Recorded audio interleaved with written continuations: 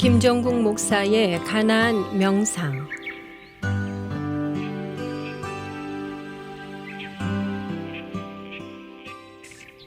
도둑 맞은 집중력이라고 하는 이 책이 나왔는데요. 이 도둑 맞은 집중력이라고 하는 책의 내용은 뭐냐면, 현대 사회가 정말 쉴 새 없이 쏟아지는 이 정보에 맞춰 가다 보니까 사람들이 너무 많은 멀티태스킹에 시달린다는 거예요. 그러면서 재빠른 스크롤의 이 행동으로 말미암아 이 사람들의 집중력이 자꾸만 떨어진다는 거예요. 집중하는 시간이 점점 짧아집니다. 그러다 보니까 일어나는 부작용은 뭐냐면, 각자가 깊이 사고하는 능력을 잃어가게 되는 거예요. 깊이 사색하고 사유할 수 있는 시간이 줄어들기 때문입니다.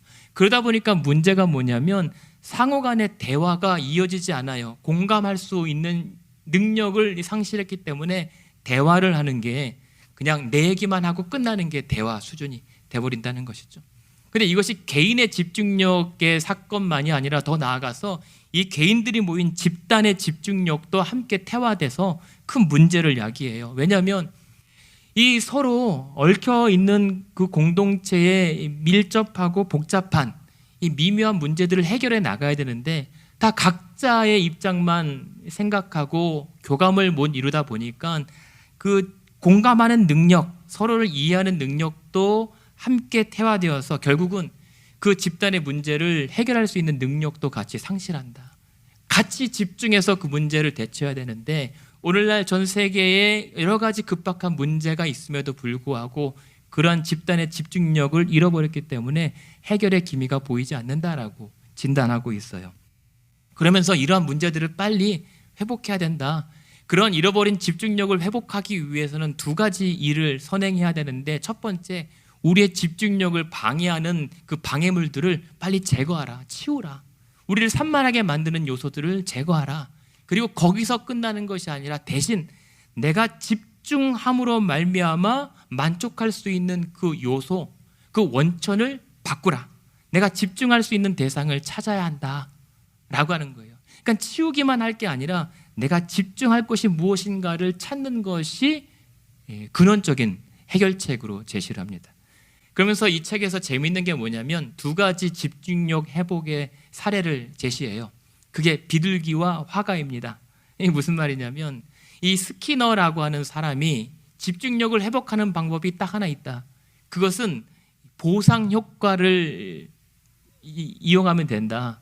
그러니까 먹이를 주고 먹이를 주지 않는 그런 통제를 통해서 이것을 잘만 하면 비둘기가 탁구를 치게 만들 수 있고 돼지가 청소기를 돌릴 수 있게 만들 수 있다.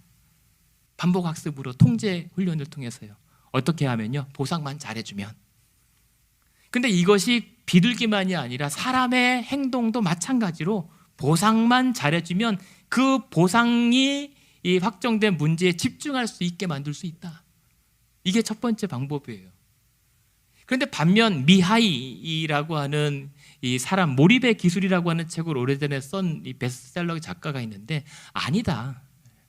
이 미하이라고 하는 사람이 보기에는 그것이 인간의 행동을, 집중력을 회복하는 것에는 한계가 있다. 대신 예술가들을 관찰해보라. 그래서 이 사람이 화가들을 보는데 이들의 행동 패턴이 좀 달라요. 뭐냐면 정말 무수한 시간을 그렇게 공들여 집중하여 겨우 어렵사리 결과물, 창작물을 내놓았는데, 이 화가들은 내가 이만큼 수고해서 이만한 작품을 내가 드디어 세상에 내놓았구나 라고 쳐다보고 있지 않는다는 거예요. 자기가 공들인 시간에 그렇게 의기양양하게 생각하지 않고 바로 그 작품을 치우고 또 다른 작품에 집중하기 시작한다는 겁니다. 그러니까 이 화가들의 경우는 보상이라고 하는 것엔 그닥 큰 관심이 없습니다. 대신 그 또 다른 그러한 이 일들에 집중할 수 있는 힘은 어디에서 나오는가 살펴봤더니 바로 거기에 있었어요. 그냥 내가 집중할 수 있는 그 일, 그림 그리는 과정 자체에 즐거움을 느끼기 때문에, 그 집중하는 과정 자체에 만족하기 때문에 언제든지 그 전에 내 성과에 상관없이 또다시 집중할 수 있었다라고 얘기합니다. 그러면서 이 책에서 우리에게 도전해요. 우리가 각자 잃어버린 이 집중력을 회복하기 위해서 당신은 이 스키너의 비둘기가 될 것인가 아니면 미하이의 화가 예술가가 될 것인가 도전합니다. 그리고 스스로에게 물어보라고 해요.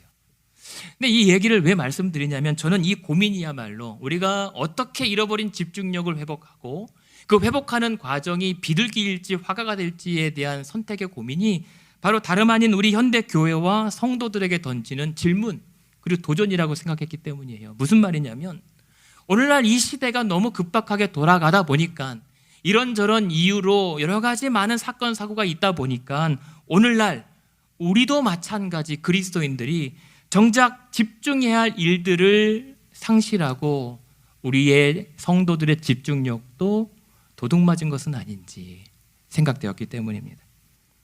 그래서 오늘날 우리 성도들이 교회와 성도가 정말 열심을 내야 될 일들을 놓쳐버리고 분주하긴 한데 왠지 산만해요. 뭔가 열심이긴 하는데 이게 뭔가 조금 이상하단 말이에요. 뭔가 몰두하고 몰입하고 있지만 그 신앙 자체로부터 주어지는 기쁨이 아니라 뭔가 그 보상에 기대는 비둘기 수준에 머물 때도 많이 있더란 말입니다. 그런 가운데 오늘 본문을 보니까요, 마침 우리가 서두에 말씀드렸던 것처럼 정말 지금 가장 기본적이고 시급하게 집중해야 될 일들이 무엇인지를 명확하게 가르쳐주고 있어요. 그 첫 번째, 우리가 집중해야 될 것, 회복해야 될 것들이 말씀과 공동체라고 우리에게 일러주십니다. 오늘 1절에 보십시오. 1절에 안디옥 교회에 누가 있습니까? 선지자들과 교사들이에요. 근데 선지자들과 교사들이 바로 누구예요? 바나바라고 하는 사람, 니게르라고 하는 시므온, 구레네 사람 루기오, 분봉왕 헤롯의 젖동생 마나엔, 그리고 우리가 잘 아는 사울입니다.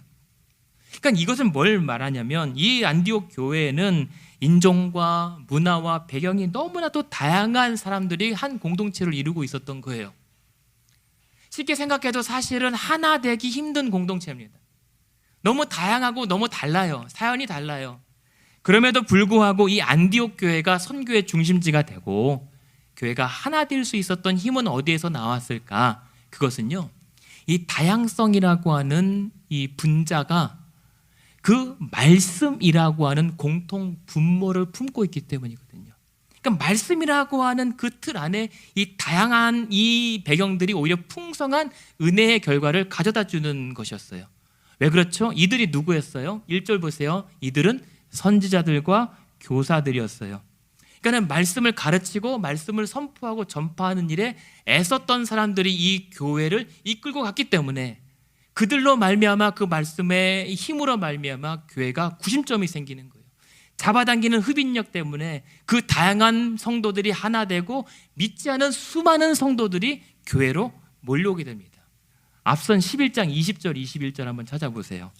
11장 20절 21절 보면 방금 설명드렸던 것처럼 그때의 스데반의 일로 일어난 환난으로 말미암아 흩어진 자들이 안디옥에 와서 유대인에게 말씀을 전하다가 20절에 보면 구브로와 구레네 몇 사람이 안디옥에 이르러 헬라인에게도 말하며 주 예수를 전파했다라고 해요. 자, 그런데 보세요. 말씀을 전파한 것만으로 된 것이 아니라 그렇게 말씀을 전파했을 때 어떠한 일들이 일어나요? 21절, 주의 손이 그들과 함께 했다라고 하는 거예요. 그러니까 말씀 중심으로 말씀에 힘을 쏟았을 때 그냥 말씀의 선포로 끝나는 것이 아니라 그 말씀의 능력이 그들과 함께 했다라고 하는 거예요. 근데 말씀이 그들과 함께 하니까 어떤 일이 일어나요? 21절, 수많은 사람들이 믿고 주께 돌아왔다라고 하는 겁니다. 그러니까 말씀의 흡인력, 그 말씀의 강한 능력에 이끌려서 기존의 성도들도 하나 되어 중심이 되었고 그들을 힘입어 수많은 믿지 않은 교회 바깥들의 사람들도 믿고 주께로 돌아오는 강한 역사가 말씀을 통해 일어났다라는 것이죠. 따라서 이에 우리도 마찬가지입니다. 말씀과 말씀의 공동체를 세워가는 일에 집중하시기를 바랍니다. 그럴 때에 주의 손이 함께하는 능력을 경험하시기를 바랍니다. 그래야 말씀을 읽는 힘이 있는 거잖아요. 그냥 말씀 읽는 거 무슨 교양도서로 읽는 게 아니잖아요. 실제 살아계신 주의 능력을 얻기 위해서 말씀에 힘을 쓰십시오. 여러분, 일주일 동안 얼마나 하나님 말씀 붙드십니까? 여러분, 날마다 구하잖아요. 주의 손의 능력을 구하는데 그 능력을 입기 위해서 얼마나 말씀을 사모하고 배우고 가르침에 전파함에 힘을 쓰고 계십니까? 혹시 오늘 이 자리 일주일에 한 번 설교 시간에 잠깐 떠들다 마는 정도에 그치십니까? 주의 손이 함께하지 않습니다. 주의 능력을 경험하지 못합니다.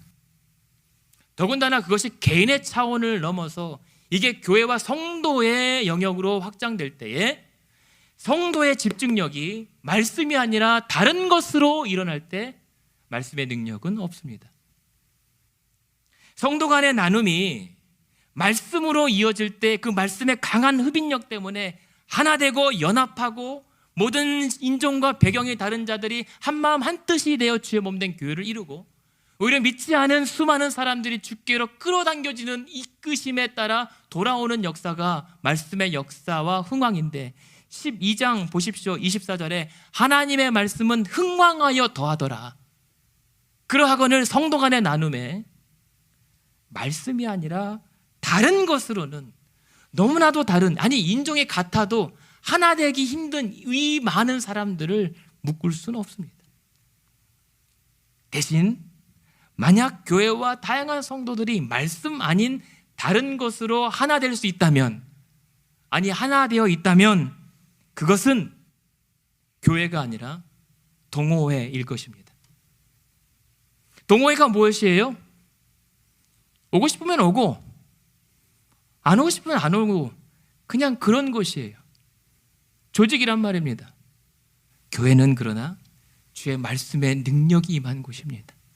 말씀이 힘의 세력을 얻어 수많은 영혼들을 주께로 돌아오게 하는 살아있는 주의 능력입니다. 말씀에 집중할 때에 주의 손이 우리와 함께 하셔서 그런 놀라운 말씀의 능력 경험케 하실 줄로 믿습니다. 말씀과 말씀 공동체 세운 이 일에 함께 집중하기를 바랍니다. 지금까지 가나안 교회를 섬기시는 김정국 목사의 가나안 명상이었습니다. 가나안 교회는 1255 미러키 애비뉴 글렌뷰에 위치해 있으며 주일 예배와 EM 주일학교 청년부 예배가 주일 오전 11시에 있습니다. 월요일부터 목요일까지 새벽 예배가 매일 오전 5시 45분에 있습니다. 화요 기도회는 화요일 오후 8시에 있습니다. 신앙 상담이나 교회에 관한 자세한 문의를 원하시면 전화 224-735-2346번으로 연락하시기 바랍니다.